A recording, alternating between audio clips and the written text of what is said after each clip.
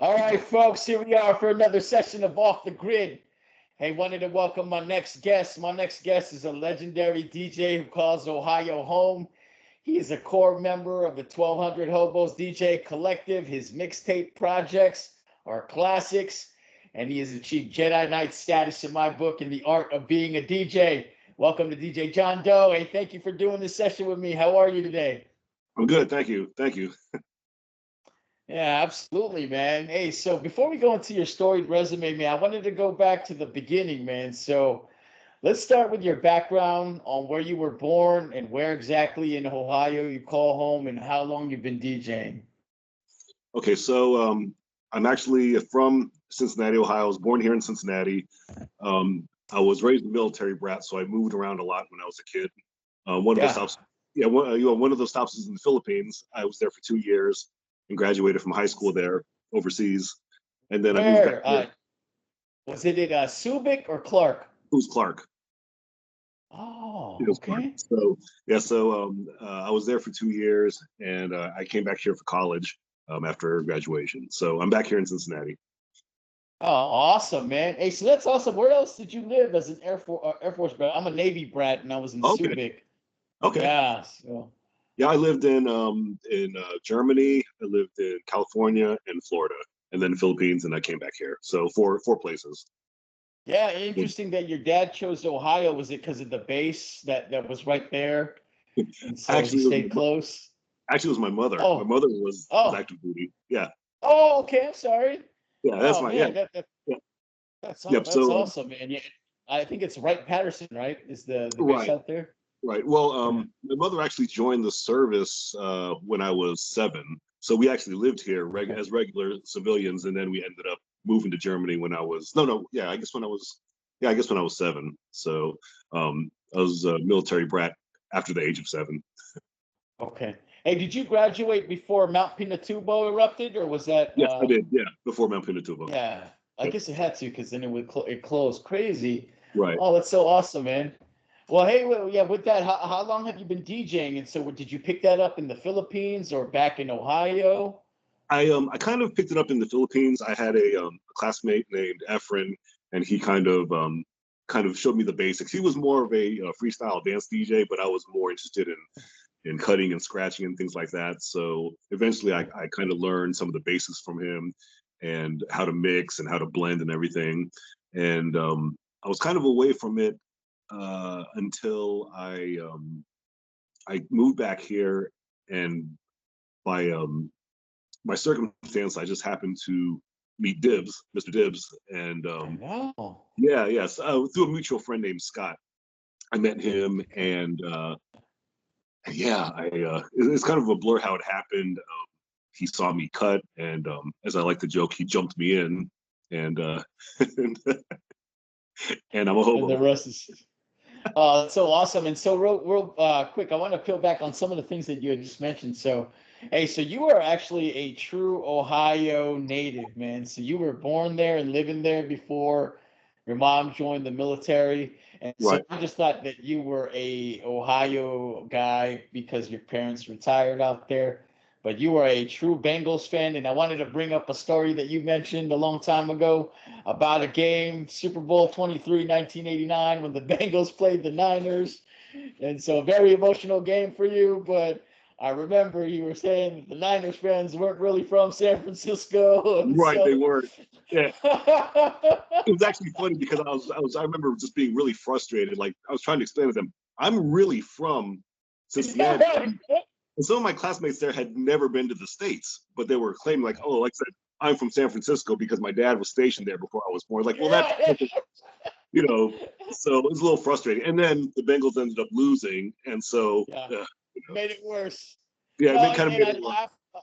Yeah, and I laugh at that story because I'm a Navy brat, and we had a similar game where it was the San Diego Chargers had played the Niners in '95, and it was the same thing. I was getting ragged on by Chargers fans who they're only from San Diego because their dad used to be stationed there. Right. So So it's interesting. It's funny to know that someone else has a similar story because that really frustrated me. I was trying to, and like I mean, it's actually funny, but they kept saying, where are you from? Iowa?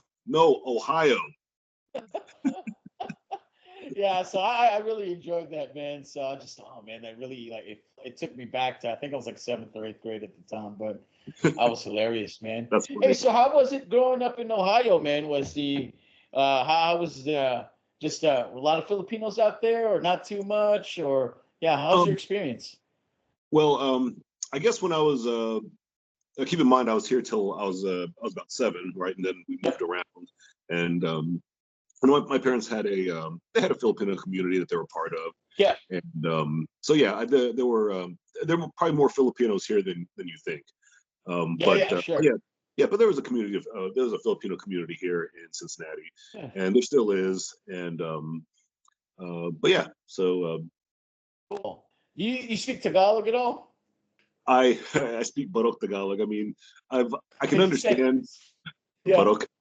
I can understand probably about 98% of Tagalog, but I think yeah, because I never formally learned, I have trouble with the syntax and the grammatics yep. of like some of the some of the verb usage and whatnot. But I can actually translate in real time. Like my wife is British actually, and Okay. Oh and wow. sometimes if my parents are speaking and they were speaking in Tagalog, I could actually translate in real time to her if she's like, oh, what are they talking about? So yeah. That's So super I dope, can man. understand. So I know some people who can't understand at all, but I'm thinking like I guess you didn't pick it up when you were growing up. But Yeah. Hey, and how so about yourself? that's an so I do speak Tagalog, kind of like you. I'm just self-taught. I Okay. definitely understand pretty good, but when it comes to speaking, it just depends. I'm really Right. good at slang, but then when you go to formalize Tagalog, then it gets kind of Right. difficult. My nose starts to bleed, and it's all good, man.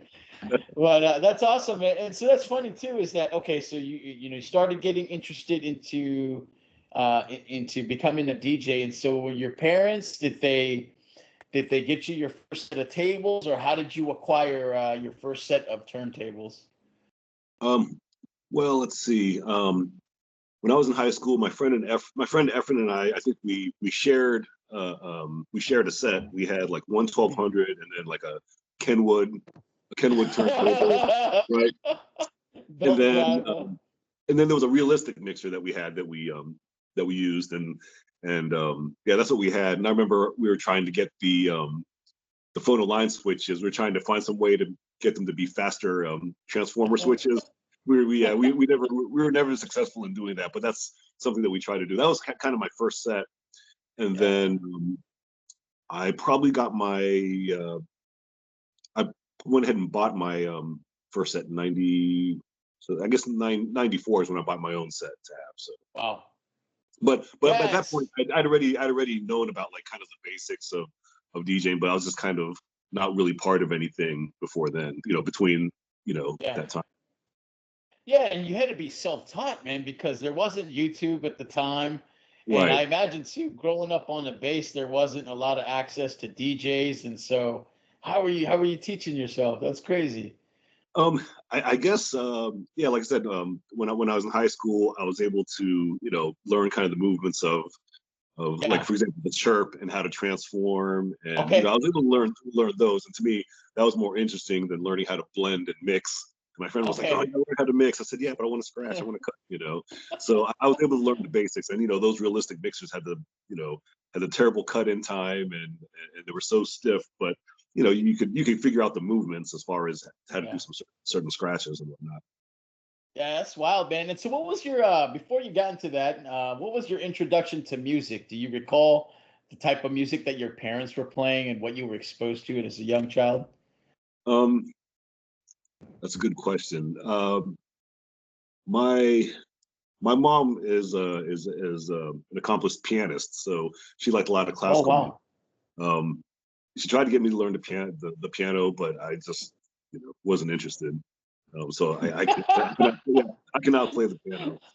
Um, my my mom and dad, their musical tastes were like Tom Jones and Elvis and things like that. So it's not like they had any love for anything funky that I would like. So I picked that up later Okay.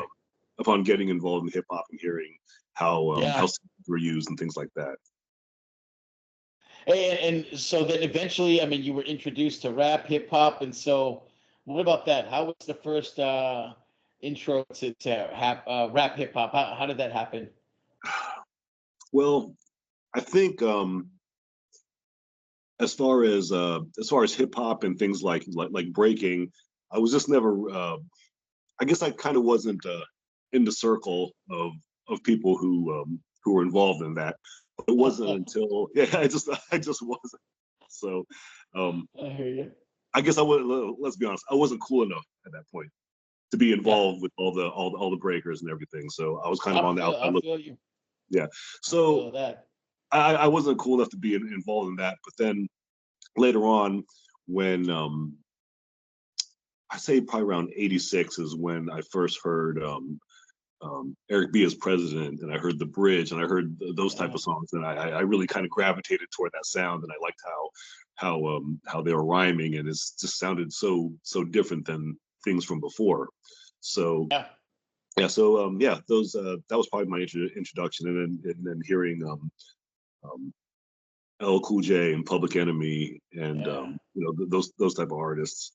Um, Yeah. very Yeah. very very aggressive, You grew very you grew hard. yeah, you grew up at a good time too. Like, oh man, just classics when you were becoming a DJ. And so Yeah, that must have been amazing, man.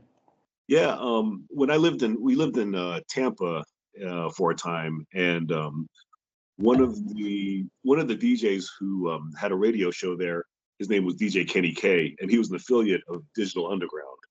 Oh, And yeah, crazy. and he used to do Turntable Chicks live on the air. One of my favorite things he used to do was the instrumental for Bring the Noise and the acapella for Public Enemy. Sweet Tea, yeah, Sweet Teas. I got the feeling, and he would blend those live all the Ooh, time. okay.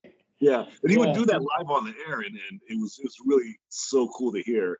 And every once in a while, of course, before Digital Underground, got big with the Humpty Dance, they'd be on the show, just freestyling and Wow. rhyming, answering phones if you called in for a Yeah. request. So that was a big part of it is listening to those Kenny K shows on Okay. WMNF. Yeah, WMNF 88.5 Tampa. Yeah. And so as you were on your quest of becoming a DJ, I mean, well, how was it being Filipino in that music scene? Was it not an issue at all, or did you feel that hey, it was a little more difficult? Did they have anything to do with it, or not at all? Um, that's a good question. As far as being here in Cincinnati, I Yeah. almost feel that there aren't too many. There really aren't too many Filipino DJs. Right. Yeah. Not here anyway. Not here in Cincinnati. There might be a few, but Yeah. I'm probably I don't want to say the main one, but um, Yeah. You absolutely are. but but yeah, there aren't too many. There aren't too many Filipino Yeah. DJs as far as like doing what I do. So Right. And so I asked that question because there was a similar movement going on in the West Coast, right? There was Qbert and Invincible Scratch Pickles and all those guys that were doing it just about at the same time you were. And so did you catch wind of those guys at all, or you oh were yeah, just doing your own thing? yeah, I did. I remember seeing some of the DMC videos, Okay. and yeah, it's DMC videos, and I remember reading about an article about them in the source where they used like Ah, yeah. So I'm like wow, I feel like, and of course this is before the internet, and when you read an article about it, you think, well, where can I see this? You that's know, right. That's so, right. yeah. Yeah. Yeah. So yeah, I'm just curious to see how that was. And so for a man who has probably heard millions and millions of songs. And now that you're here, and kind of, do you have a? This is probably, I don't want to ask you for your top favorite rappers, but who are some of your favorites? Maybe just favorite MCs, maybe three of them. Favorite MCs. I guess I have to go with It's difficult, man. yeah, it's difficult, but most people's top three, top five are pretty much the same. You're gonna go with Yeah. Rakim, Cool G Rap. I'm gonna say Big L, Oh, nice. Okay. Yeah, love Big L, man. and I'm sure I'm Well, missing. good. There are others. Yeah. There's Guru, there's Biggie, there's others. There's Rastcast, there's Jizza. There are a lot, but yeah, off the top, you pressured me. So Hey, and so you got yeah, you got exposure to so much rap. And so this is one thing too, and I don't know if you've ever thought about this, but growing up as a military brat, which I did, I was always a hip hop man. Did you see like rap from different parts of the world? Because military kids would go there, and then you would hear like the best stuff from the West Coast, the best stuff from the East Coast. And Uh, so, did you find like your taste was built through that exposure, or did you kind of just develop your own taste by, hey, I'm just gonna look for stuff that I like? How did you develop your taste in rap? Probably because of when I got into hip hop, it was a lot of East Coast. So even now, my taste goes towards East Coast hip hop, Okay. more gritty hip hop, just sample based hip hop. And it's just Yep. how it is. Uh, Hey, and so I saw that also that you were really a fan of, yeah, and you mentioned the New York style of beats, but then you said that I saw in another interview you mentioned Miami style of scratching. Yep. And that's probably a long time ago, but what, what's the difference, man? Can you explain for DJs who are or folks who aren't DJs what that means? Okay, so when I lived in Tampa, we were close enough to Miami, so a lot of we were able to get a lot of Miami music filtered Okay. into some of the radio stations there, and that was when I was in high school. That's the first I'd heard of the Two Live Crew, and I remember hearing some of Mr. Mix's DJ skills on the records. I thought no one else cuts that fast or like that with the transforms, the drags, and just that speed. And later on, when I believe it was their second album, is it his? Been in the USA or No, the not what was Move Something. Their oh, second album, okay. Move Something. There was Mega Mix 2 on the end of that album, and that's Oh, they always do probably that, yeah. yeah. And so Mega Mix 2 was actually probably one of my biggest, I guess, one of my biggest DJ and scratch influences to I me. see. Just the way that track was put together with the beat switching, the cuts, and the breaks acting like a chorus. That's something that I always kind of wanted to create, and that's kind of part of that's a big influence on my style. Yeah, super cool. Hey, do you recall the first record that you owned? The first record that I owned had to be um, Raising Hell. I bought a lot of tapes back then, but I think the first record was Raising Hell. Ah, super cool, Super man. brilliant, And yeah. so, yeah, you got quite an amazing record collection behind you, man. And so, how big is that collection, man? What do you think? Um, I don't know. Let's see. It's not Oh, as huge as a collection, but I'd say maybe say 4,000, maybe. I mean, oh my gosh, a man. lot of times, you find out that you have a lot of stuff you need to get rid of because you haven't used it in years. So I'm in the process of weeding some things out. But yeah, that's the core of what I have is behind me. Yeah. That whole expedit is hip hop, and then I have like other Ah, breaks and other things off to the side. yeah. I can imagine how much gem pieces you have in there, man. It's awesome. Hey, do you arrange your records in a certain way? For hip hop, it's alphabetical, and then Okay. for yeah, and then also for I used to separate things by genre, but it's basically hip hop, alphabetical, everything else alphabetical. So you got your jazz and your rocks mixed in. As long as it's alphabetical, it's something that was either has a drum break on it or it was sampled. I can use it for whatever Yeah. purpose. But yeah, it's alphabetical. It's the easiest way to do it Yeah. for me. Fair enough, man. And so, how is the hip hop scene in Ohio nowadays, man? I know you're still out there. Has it grown, or is it you got to go outside Ohio now, or But how the do you hip hop feel? scene, the hip hop scene Yeah. here in Ohio.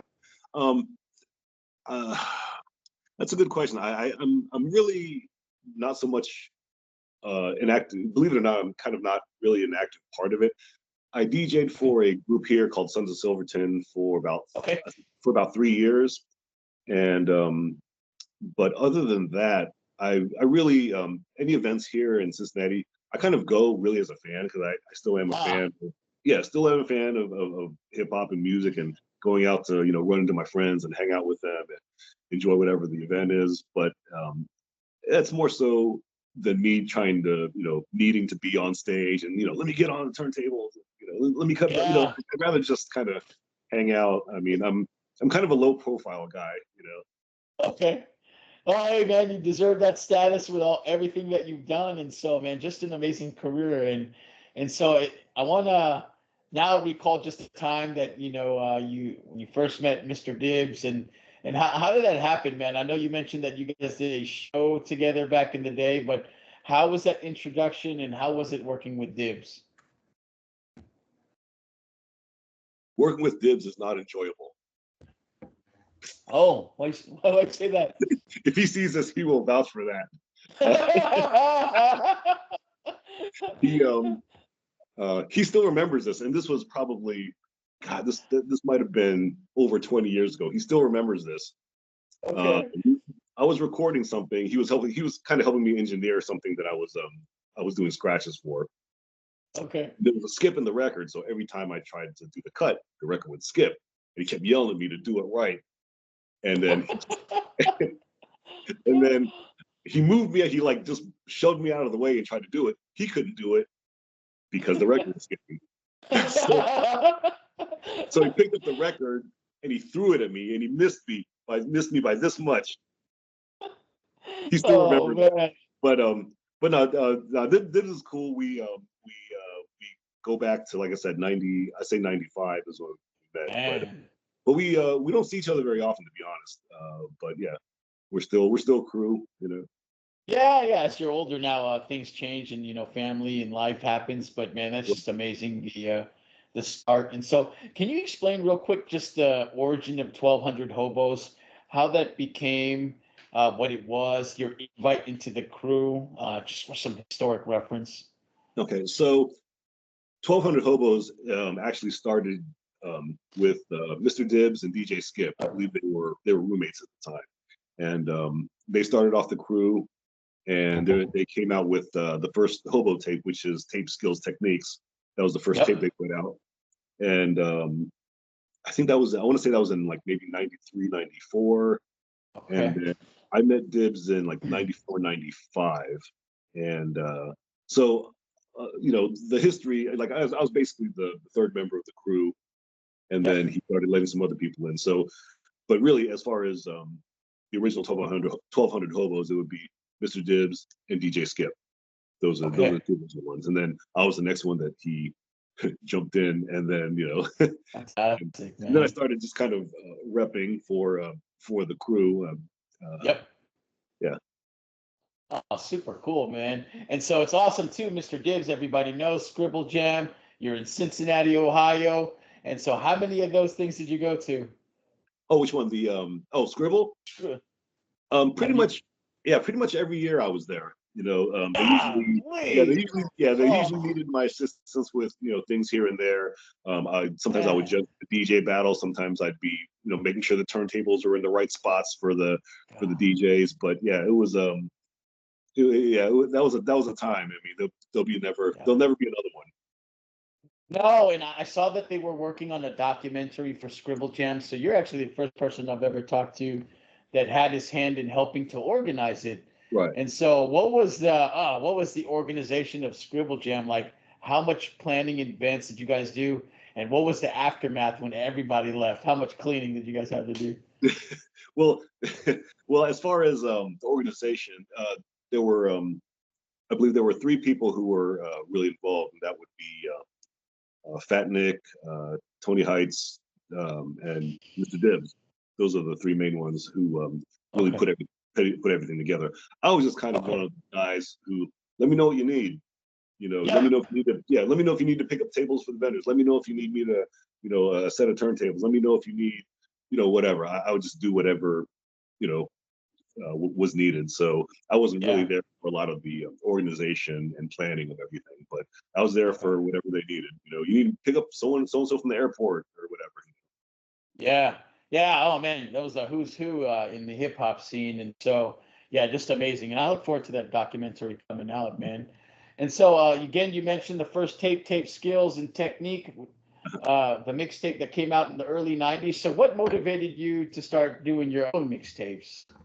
Well, I actually heard that. I actually heard that tape before I met Dibbs, and I couldn't believe. I said, "So this guy lives here in Oh Cincinnati?" This, dang.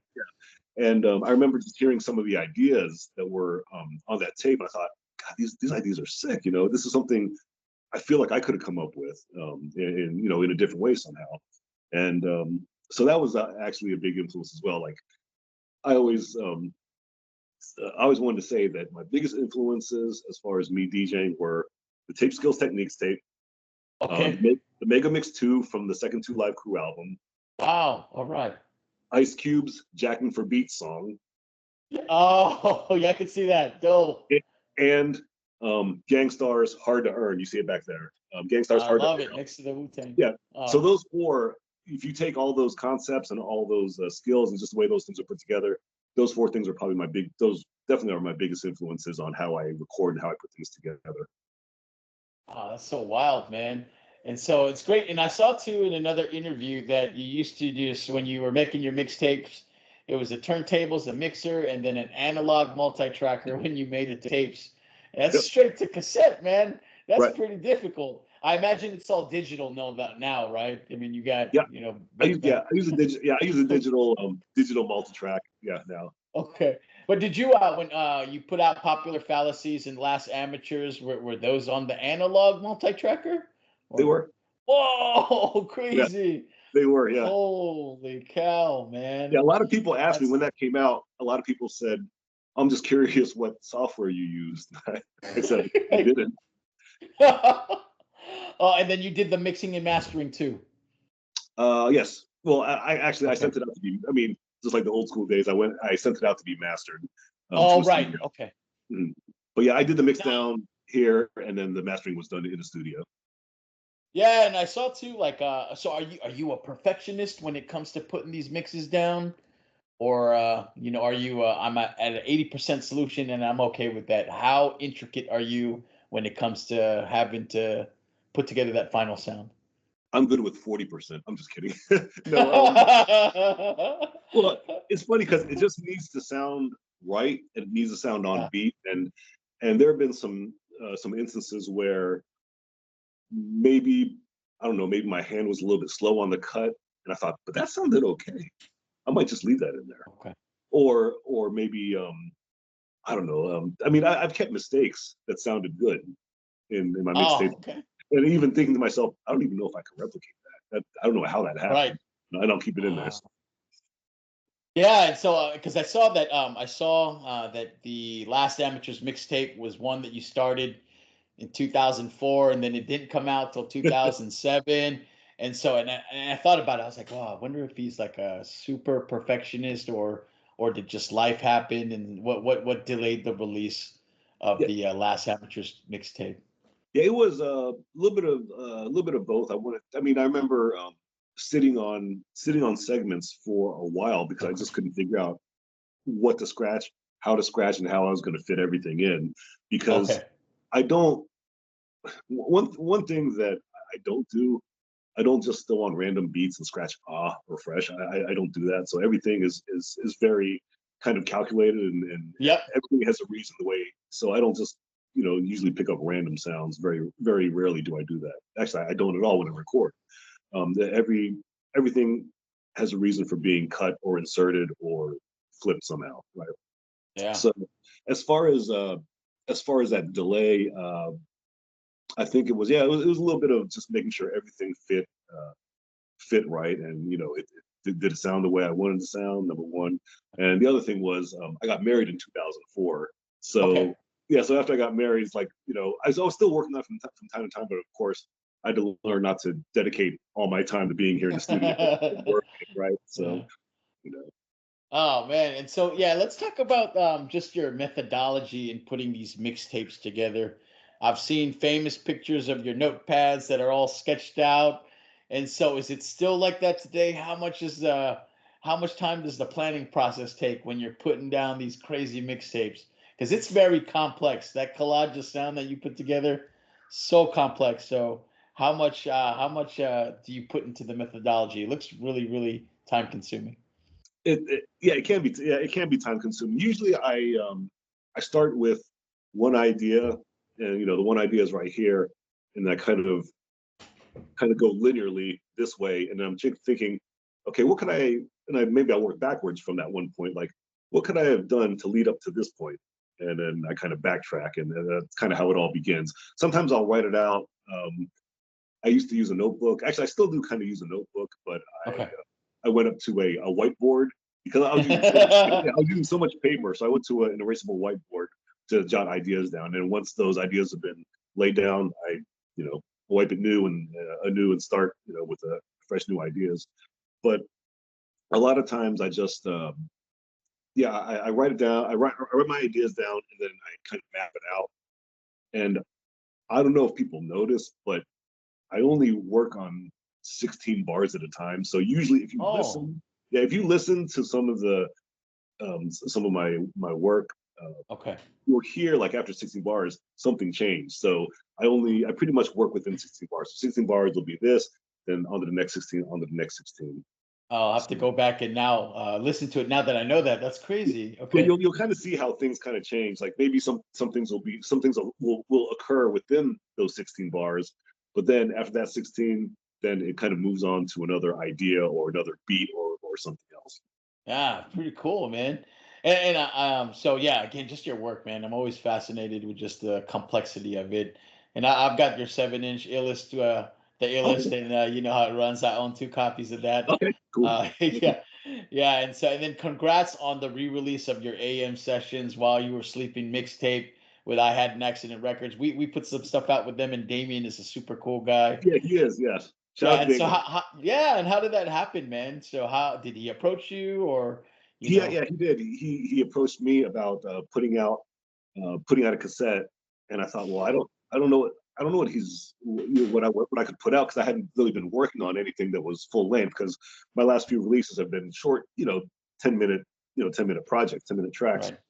and so I wasn't sure if I could offer anything. And then after the whole Grammy Museum thing happened and my tape was in there, I I thought, well, know. I thought maybe this would be something he'd be interested in putting out. So I reached back out to him, and he said, "Yeah, sure, let's do it." And that's what That happened. was Yeah, that was awesome. Very exciting. So congratulations on Yep. that re-release. And once that thing hit the streets, it was sold out immediately, man. Holy cow, dude. It's That was unexpected. That was really unexpected. I thought to myself, "Oh, that's cool. It'll be available for people," but it sold out later that afternoon, Yeah, like and quick, man. I was surprised. Yeah. I was slow to the gate, but I was excited for you to have that out, man. And can you share too about which is super major was your project being in the museum, man? Can you talk about how that all went down? I I kind of had nothing to do with it. Okay. I believe a friend of mine from San Francisco, Serge, shout out to Serge, was asked to maybe contribute or donate some tapes for the display, and mine was one of them. Nice. And so, from what I heard, uh, they were just looking at the tapes and they liked the cover. Actually, here it is right There it is. here. That's Yeah, it. they really liked the cover, so they took it and they blew it up on that panel, and that was Oh man. and they didn't contact me or anything. I just kind of heard through it through, he had posted that, and then someone else hit me up and said, "Hey, John, you might want to check out so and so's story. I think your tapes in the museum." And yeah, sure enough, it was. And my wife said, "Do you want to go out there and check it out?" Yeah. And because it's only up for a year, so I said, "Well, uh, yeah, as long as we do it within the year." So we ended up going in Oh, last great. November to go see it and check it out, and that was really and with that being up there in this huge picture as big as a door, just and I'm standing next to it looking at it, and I'm thinking, and I know that, you know, Flavor Flav's clock is over there and Humpty Dumpty's Right. nose is over there. Pete Rock's MPC is over there. I said, but it was just weird to see my Oh, thing, my mixtape cover in there, and well, it was also in a display with a bunch of other tapes from other DJs. So yeah, that was really, really cool. yeah, the work speaks for itself, man. It's well deserved. And so this is a question that I love to ask my guests. How did you come up with the name John Doe? What drove you to decide that John Doe is the name that I'm going to use? Okay, so so I was DJing with Dibs on his radio show. This after I met him, and after I got jumped in, right? So we were DJing together on this radio show, and I kind of didn't have a name yet. I was just, hey, that's John, right? Uh-huh. And so we had, I remember I think we had 6 turntables in the house. It was Dibs had his decks, Skip had his, and I had mine. So we had 6 turntables in the studio, and Oh, we're doing, crazy. yeah, we're cutting and juggling and just trading off scratches here and there. And so the host at the time, G Fresh, was shouting us out and said, "Yeah, we got the 1,200 hobos in the house." And he said, "We got Mr. Dibs, and we've got DJ Skip, and we've got DJ John." And then someone in the back said, "John who?" And then someone shouted out, "John Doe." And, and it stuck. So after, that's what everyone called me. I said, "Well, Oh, that's cool. yeah, kind of. That's exactly how it happened. Shout out to Zeb for just shouting out John Doe." Dude, But spontaneous, man. yeah, it was spontaneous, and it just stuck. So, and to this day, this actually happened the other day. My wife and I were out, and someone said, "John Doe," and she always thinks it's kind of funny when that happens. And I think it's funny too when it happens. Yeah. Some people don't realize that my actual name is John, so you can just call me John. You don't have to call me John Doe all the time. So yeah. Oh, that's great, man. Hey, so and so as an established and just seasoned DJ, man, do you have any advice for folks who want to become DJs? I MC and I've tried many times to DJ, but just couldn't stick. It just didn't stick with me. But what kind of advice do you have for those who aspire to be DJs and kind of just want to give up? Any words of wisdom from the Jedi Knight John Doe? Don't do it. No, Oh man. there's a lot. There's just so much. I guess there's so much competition out there. So you have to be aware of what it is that you want to do, how you Sure. want to do it. And people will always try to tell you what you shouldn't do, but and people have done that to me before. Oh, you need to do this, you need to do that. Yeah. But that's not always the case. I mean, you kind of know what it is you want to do, and I think when you do your own thing and you kind of use the phrase stay in your lane, things will happen. Yeah. Like for example, the Grammy thing. I didn't ask for that.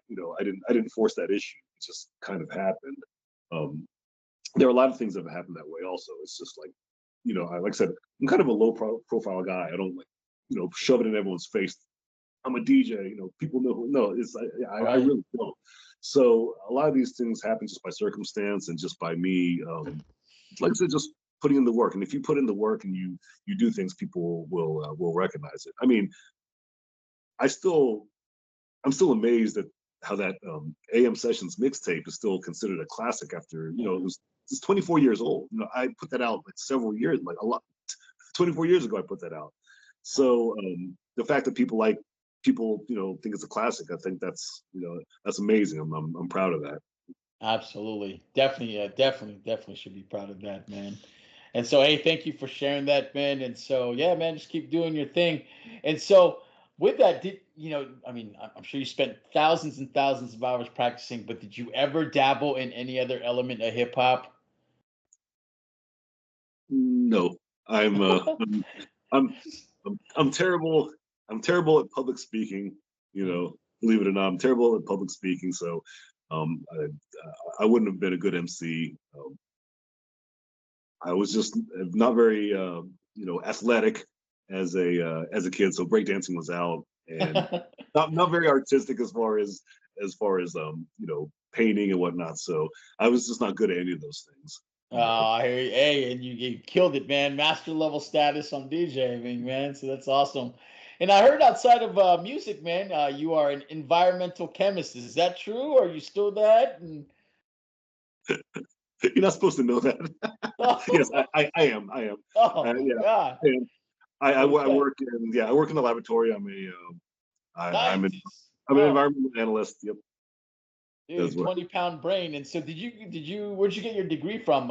University of Ohio, or where'd you go to school at? Yeah, University of Cincinnati. Cincinnati. Okay. Right. Awesome, man. And you majored in chemistry, I assume, Mhm. or Yep. okay. Yep. Dude, man, that's awesome, man. You just winning everywhere, man. So that's cool. Well, good, man. And I also got to credit you for your hat game, dude. You got like the illest hat collection ever, man. When did that become a thing? Really young, or did that start as an adult? Um, God, I don't know. Well, I guess it started, when I lived overseas, I had when I was in high school, I guess I had like a couple of Reds hats that I wore all the time, right? Okay, right. And when you're overseas, you don't have access to a lot of things, right? Okay, Because you live in Subic, right? So you didn't have that's right. access to a lot of things. Like you couldn't just go to the mall and pick up, things. Right, right. So unless you want to get something made bootleg, right? So I didn't want to do that, right? So I had a couple Reds hats that I wore when I was in high school, and then when I came here for college, I just saw how many, how many different things were available, and it just snowballed from there. I mean, Oh. it's ridiculous. I mean, even I'll say it's ridiculous. I mean, um, I watch a lot of, I go to a lot of ballparks. Luckily, my wife also likes baseball, so we Awesome. do a lot of traveling to different ballparks. Um, Go to Reds games pretty often. Go to minor league games even. But yeah, as far as hats, it's things like things that are just one offs, like throwback hats, maybe Negro Yeah. League hats. Just any kind of throwback special events hats, say Patty's Day hat. I mean, there's so many things that they wear on field that are just they're one and done, and those are things that I kind of gravitate towards. Like this one Uh, right here is a yeah, the Greenville Georgia. Red. No, Oh, what? Oh, no kidding. It is, yeah. huh? So Oh, Greenville, Tennessee had a minor. They were a minor league affiliate of the Cincinnati Reds, and so as you can tell, the G kind of looks like a wishbone C. oh, They crazy. incorporated the Cincinnati C into the G for Greenville. Oh, that's super cool, Yeah. man. So yeah, Yeah, yeah. Are you and what about between fitted and snapback? Do you have a particular favorite or no? You know, just whatever. fitted all the way. Always. Oh, Yeah. okay. All right. Didn't know Yep. that, man. Yep. Well, very cool, man. Well, hey, man, with a busy life, with work, family, and music, what do you like to do for fun? Um, a lot of traveling, a lot of like trying new foods and things like that. But a Yeah. lot of travel, yeah, traveling. I mean, like when you travel, there's a lot that you can kind of find out about places and different things you can try. But yeah, traveling is a big deal. My wife also, she's really big into visiting new places and traveling. Oh, that's awesome, man. Yeah, and you mentioned being, the foodie aspect too, man. Like you were schooling me on some stuff in your part of the woods, man. I was like, man, I need to get over there. Them tenderloin sandwiches look ridiculous. Holy cow. Now that's Indiana though. Yeah, that's right. Indiana. Now over here we have the cheese conies, which are basically, like I said, basically chili dogs, but Yeah. Cincinnati style chili, mustard, onions, and a ungodly amount of cheese, as you saw, Oh right? my gosh, man. Yeah, that's pretty exciting, man.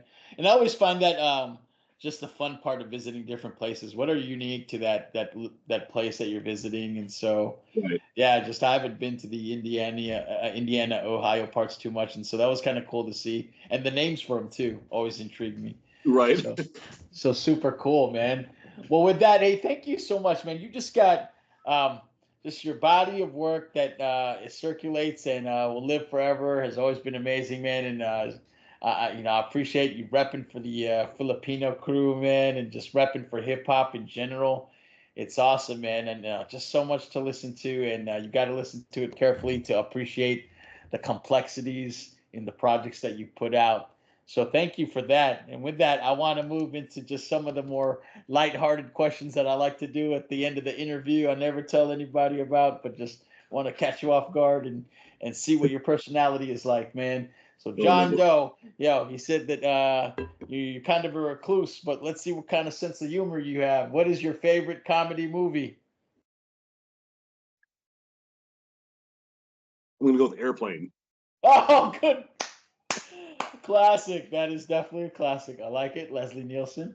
All right. Hey, if John Doe could have any superhero power, what would it be and why? Probably to fly, so I wouldn't be late all the time. Oh, do you have the Filipino late bug in you? Is I that? don't mean to, but maybe it's inherited. I don't know. That's a good reason. All right. Hey, if you were an animal, which animal would you be? probably a bird. Again, so I can fly and not be late. And birds don't have anything to do. They just kind of fly and eat and crap, you know. And just drop bombs. Right. Oh, that's a good one, man. All right. Hey, what is an unpopular opinion that you have? For example, pineapple on pizza. Is there anything that your wife gets mad that you have this certain opinion on? Um, let's see. And if you don't, it's okay. An unpopular opinion. I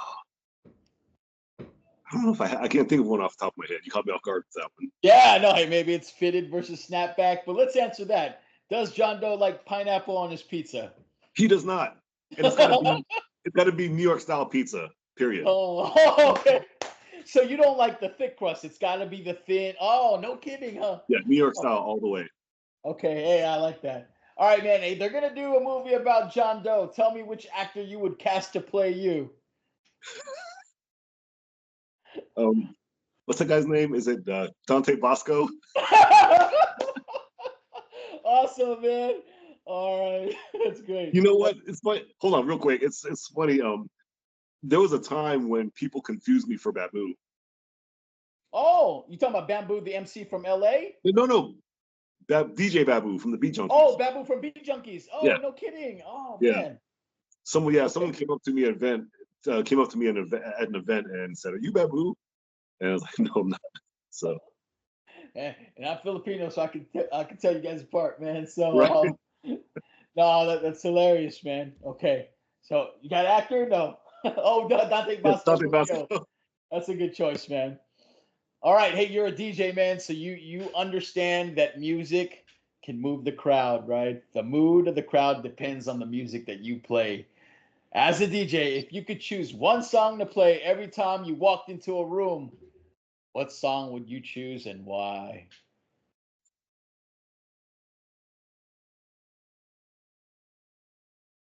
It's funny.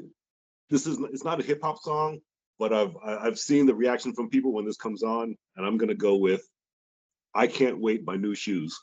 It's one of those songs that everyone just kind of makes that face like, and they start like, doom doom doom doom doom. That's right. So Pretty good. I've seen it. I've seen that song come on, and people just kind of go nuts. I mean, it's not a hip hop answer, but I think Ah, that's my answer. that- Maybe that's my unpopular opinion answer. hey, that's totally fine, man. That's awesome. Okay, here's another one, man. If you could have dinner with any two people from history, dead or alive, who would it be?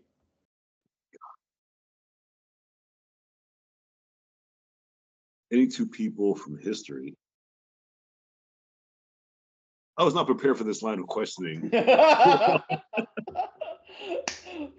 fun questions, and we can pass. It's all good if you want to Yeah, pass. that's a hard question. It's like, yeah. We'll go with Big L. No. All right. Hey, man. So I know with just as long as I've been studying you and just everything that you've done, your mixtapes, like I mentioned, are very calculated. I could tell that you planned it out very carefully. And so in life, what about in life in general? Are you a planner or are you a spontaneous guy? Do you A got to little bit of plan the both. trips? Ah, Yeah, okay. a little bit of both. I would have to say, um, yeah, a little bit of both. I guess, of course, you have to do some planning Okay. to, Fair enough.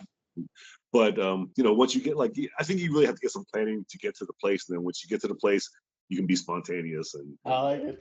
you know, Diplomatic answer. Very yeah, good.